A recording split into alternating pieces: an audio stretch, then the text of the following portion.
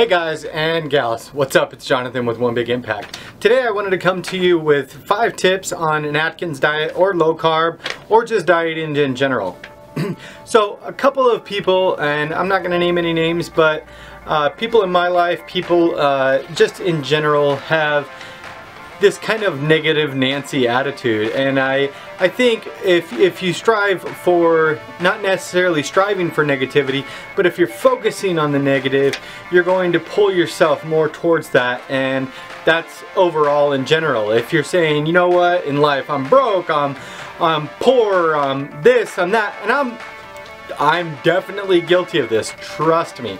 I always say I'm poor, I'm this, I'm that. I personally am working on getting away from that, because if you believe those things and you're identifying of those, or you're saying the struggle is insane because I'm on low carb and I just can't have carbohydrates and stuff like that, then you're going to start believing it and you're going to not believe that it's possible for you. So get it in your head that it's not as bad as you think, and it's actually a positive thing that's happening for your life and you love it. I'm not poor, I'm working on becoming more financially secure over time through knowledge, school, exercise, and everything in my life. So you have to kind of take a negative spin and put something positive on it. Yes, I'm eating low carb, but I'm doing it because I want to live healthier and I want to lose weight and I want to be more fit and be around for my children, grandchildren, and so on. Or to adventure and experience life. So don't try to be so negative. So the 5 things that I'm going to cover today is, number 1 is keep it simple.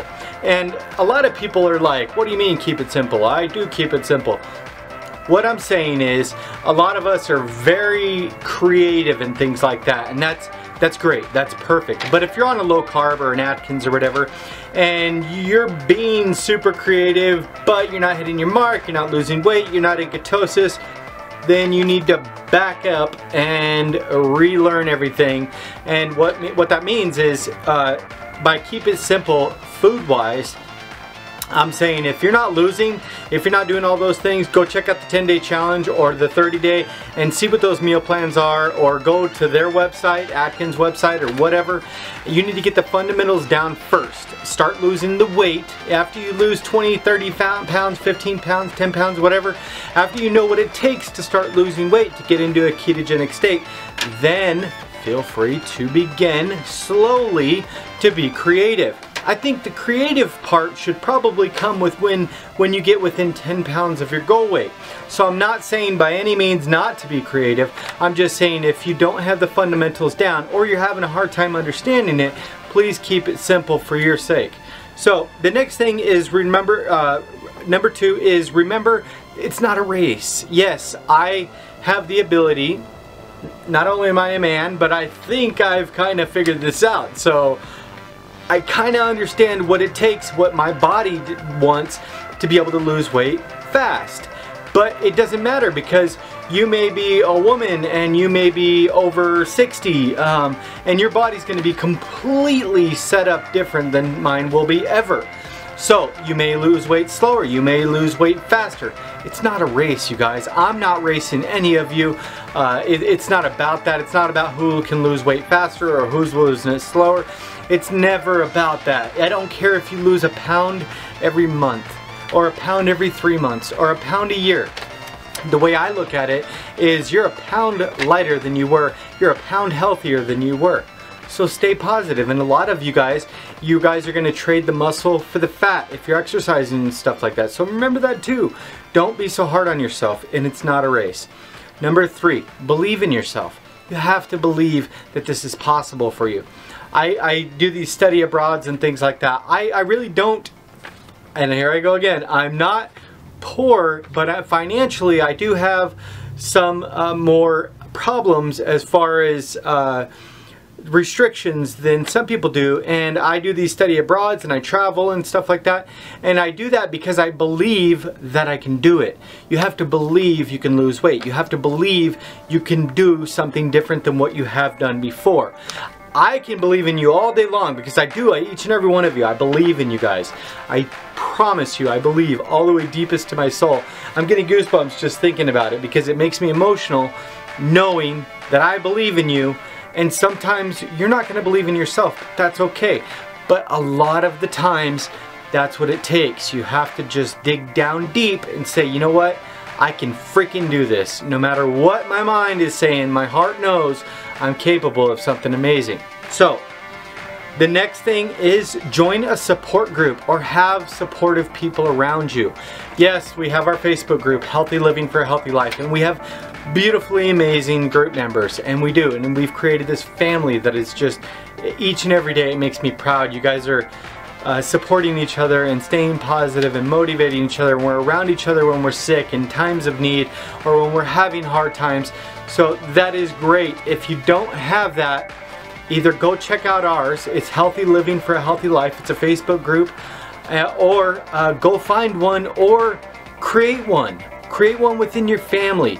Create one with your kids, or just be your own support group. You know, tell yourself motivational things. Look them up on the internet. Watch motivational videos, inspirational books, and stuff like that.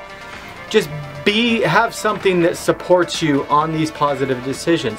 If you're around all these people that are constantly dragging you down and stuff, you're going to eventually succumb to that negativity. So inject positivity into your life so that you can expel positivity throughout your actions in life. The next thing is number 5, the final thing that I'm going to talk about is change your fallback foods. Now, Matthew talked about something like this the other day and it caught my attention. I like sweets. I'm not gonna lie to you. Like, my sweets are my thing. Usually it's like ice cream, candies, and stuff like that. I kind of don't really mess with the candies, although ice cream is a big one for me, and I've always had kind of a sweet tooth. So not only do you want to change your fallback foods, but Matthew said something extremely interesting to me the other day, something that kind of rung deep in my heart. He said, get away from them forever. So until you know that you can't fix ice cream, you can't fix chocolates, or you can't fix milk or whatever, until you find something that actually is composed of different products, meaning, okay, you might like chocolate milk, but is there really a need to make chocolate milk work for you? Probably not. You know, because you're falling back. So what happens? Let me explain this a little bit better real quick. So what happens is, okay, so you're going through a depressing time, you're doing real good on your low carb, but you just get deep down in this low part of your life, and you're like, you know, when I get to these points, I really like macaroni and cheese, and I like cheesecake and stuff like that. What happens is you always have those fallback foods. Maybe, and I'm not saying this is a good or bad thing, but maybe make your fallback food a side salad with spinach and ranch dressing, and maybe, you know, some bacon for flavor or something like that. And I don't care, eat lots of bacon, whatever, you know what I mean, whatever it takes.